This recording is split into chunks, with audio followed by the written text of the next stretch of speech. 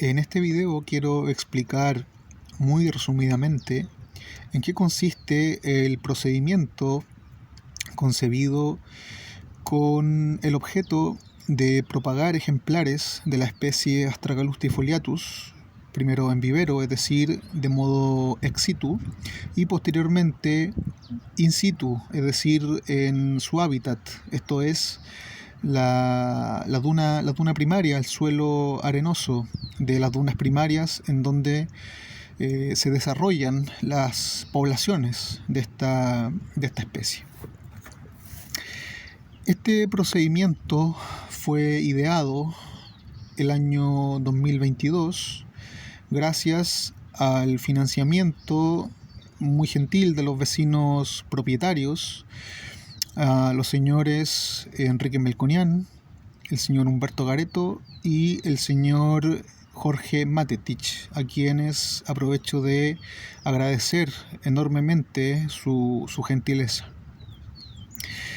De modo que estos ejemplares y este procedimiento en particular fue ideado, vuelvo a repetir, durante el año 2022 y a partir de sucesivos fracasos, esto es, la muerte de los ejemplares que por entonces se encontraban en propagación en vivero, los primeros ensayos a este respecto, nos permitieron identificar aquellos requerimientos, aquellas razones por las cuales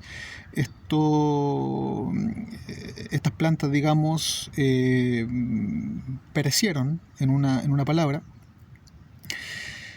¿Y cuáles son estos primeros antecedentes, estos indicadores para posteriormente alcanzar el éxito en lo que tiene relación con, primero, cultivo ex situ en vivero y luego cultivo in situ en duna, y con ello el mejoramiento de las poblaciones de esta especie, y en último término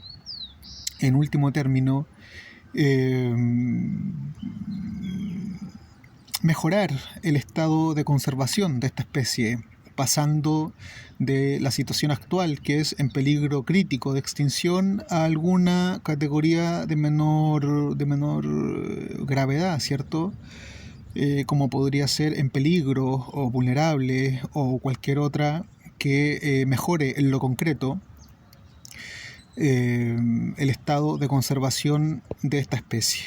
Bueno, el primer indicador que se tuvo en cuenta para avanzar en esta empresa, ¿cierto?, fue el siguiente. En primer lugar, se usaron bolsas como las que ustedes ven y que son típicas de vivero. Se emplearon estos materiales, los cuales no poseen, digamos, las características, por varias razones, para contener individuos, plántulas de Astragalus tifoliatus en su etapa temprana. Las plantas perecieron por esta razón y tuvimos que buscar otro mecanismo. Fue cuando en 2022, a mediados de 2022, muy gentilmente el señor Enrique Melconian, quien es el propietario del terreno asociado a la playa Las Salinas, ¿cierto?, a la punta Las Campanitas o punta Tres Cruces, nos invitó muy gentilmente a la convención internacional, a la 7ª convención internacional del mundo del agro, la convención AgroTrade, en donde pudimos exponer respecto a los avances en propagación de Astragalus tifoliatus, una especie que ustedes ya lo habrán intuido, una especie muy particular, ¿cierto? Una especificidad ecológica. A este respecto, las dunas del Tavo constituyen un enclave ecológico. Y tuvimos oportunidad entonces de exponer esta problemática y nos fue señalada por parte de la empresa Plantec esta solución, que consiste fundamentalmente en un sustrato cilíndrico, como pueden ver en las imágenes, un sustrato cilíndrico de unos 14 centímetros envuelto en un papel biodegradable, ¿cierto?, que permite la aireación y con ello el desarrollo uh, el mejor desarrollo, digamos, de el sistema radicular de esta especie. Y es que esta especie es una especie cuyo sistema radicular resulta ser en muchos aspectos mucho más importante que la parte aérea, es decir, que las hojas, que las flores, que los tallos, en definitiva, la parte aérea. Y entonces de esta manera habría que mantener sano sobre todo el sistema radicular. Y es un sistema radicular que tiene las siguientes características. En primer lugar, es un sistema radicular alargado, muy alargado, adaptación que esta especie ha desarrollado con el objeto de captar la humedad subterránea, ¿cierto?, sobre todo durante los meses de más alto estrés hídrico, como son los meses de verano y de otoño, a saber, desde septiembre en adelante y hasta mayo o hasta la primera lluvia. Este resulta ser un periodo de sequía muchas veces extrema, sobre todo en los meses de febrero, marzo, abril, ¿cierto?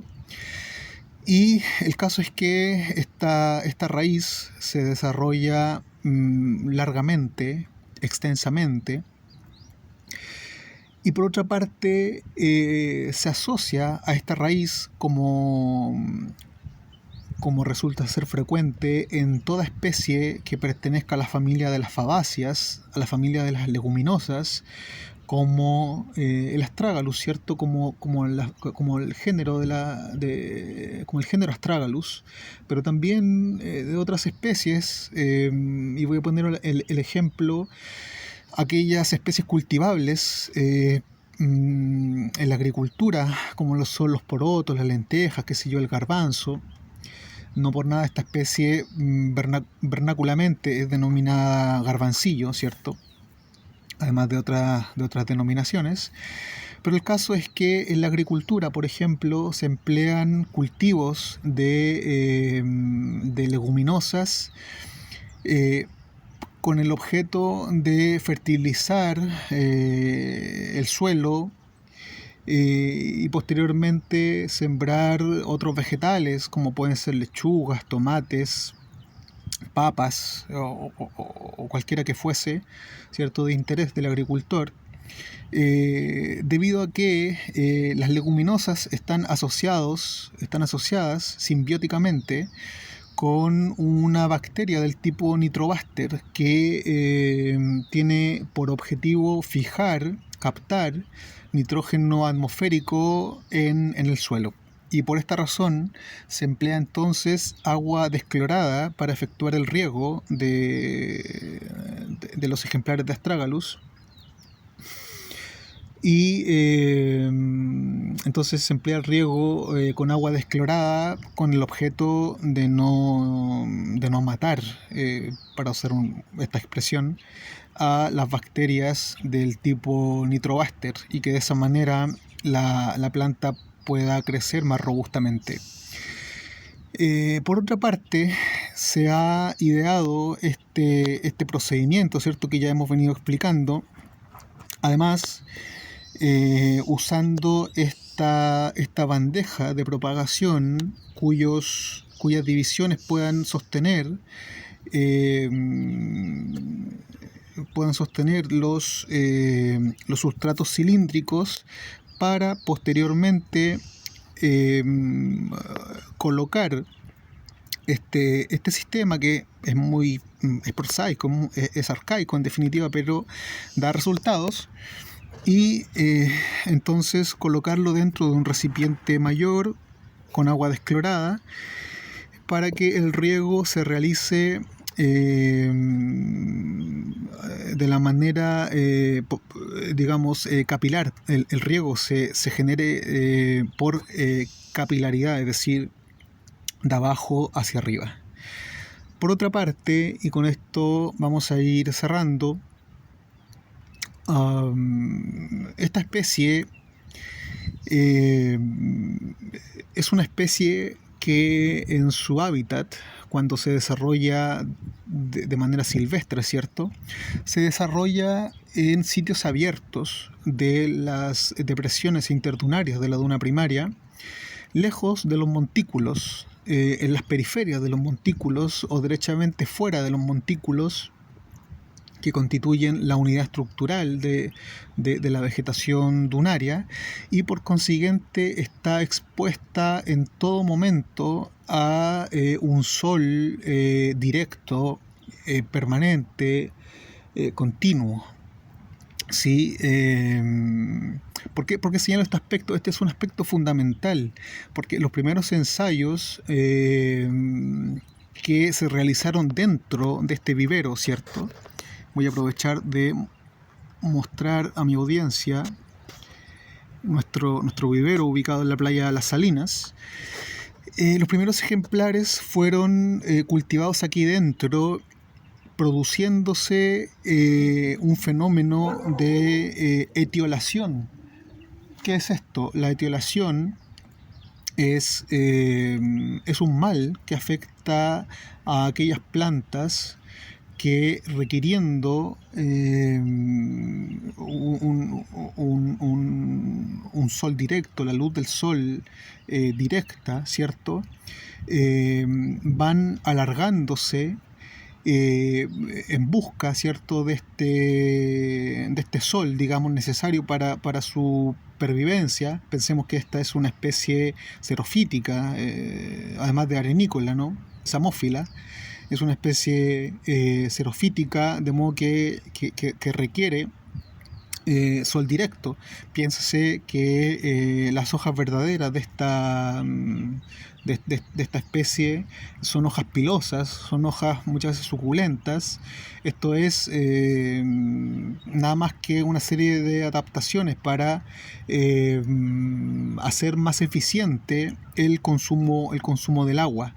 En general, la pelosidad permite a las hojas que se evapore la menor cantidad de agua posible, y por otra parte que el agua atmosférica de la neblina costera matutina sea captada y posteriormente precipitada por acción de esta pelosidad.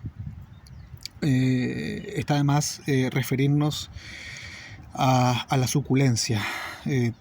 Todo el mundo sabe en qué consiste y cuál es el objetivo de la suculencia en las plantas. Entonces, la etiolación, es decir, el proceso a través del cual las plantas se van alargando, terminó matando los ejemplares durante el primer año dentro del vivero. Las plantas se alargaron y con ello perdieron fortaleza, ¿no?, perdieron robustez y perecieron. De manera tal que los ejemplares, posterior a eso, bueno, para efecto de este video yo estoy dentro del vivero, pero este sistema finalmente se coloca afuera del vivero, ¿sí?, en donde haya sol constante. ¿Qué más?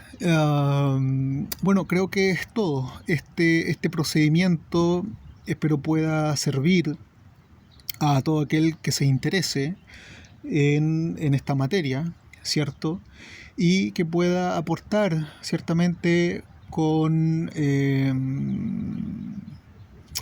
con lo que esta especie requiere, que en definitiva es mejorar la condición actual de sus poblaciones, mejorar la condición jurídica actual, y llevar a esta especie a alguna categoría de conservación menos crítica, ¿sí? Esto sí constituye una aportación concreta al mejoramiento de las áreas silvestres, de los ecosistemas,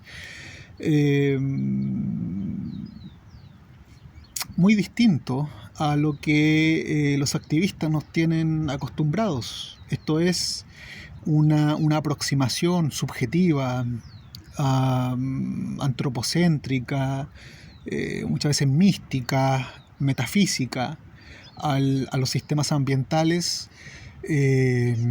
lo cual evidencia su profunda ignorancia en ciencias ambientales.